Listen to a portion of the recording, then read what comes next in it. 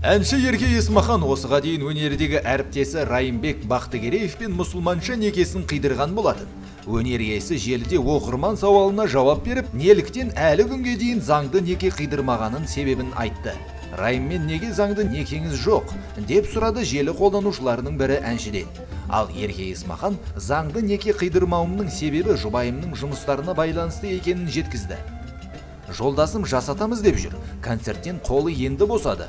Алда неке жүзігімен әдемі заңды неке қидырамыз бұйыртса, деп жауап берді Ерке Есмахан Инстаграм парақшасында. Ал Еркенің бұрынғы жігіті Райымның әріптесі Баугеспе Эйзи жоғалып кетті.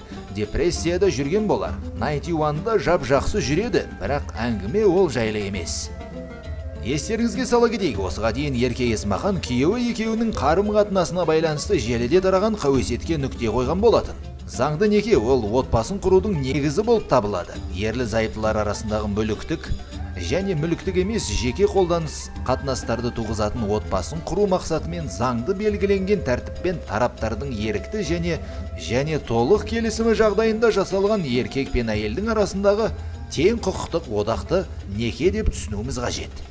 Некеге отырғанда некедегі мүліктің тиістілігі және оны ажырасу кезіндегі бөлу керектігі туралы ойланатындар жоқ шығар. Әрине бұл сияқты маңызды сәтте жаман ойламаған да дұрыс. Аталмыш мақалада біз ерлі-зайыптылардың жеке және жалпы мүліктері туралы неке шартының қандай рөл атқаратынын, мүліктік үлестер қалай бөлінетінін және неке бұзылғанда меншікті бөлуге қандай тараптар ықпал ететінін туралы айтамыз. Некеде жиналған мүлік ортақ болып табылмайды, алайда ерлі-зайыптылардың әрқайсысы жеке мүлікке ие болу керек.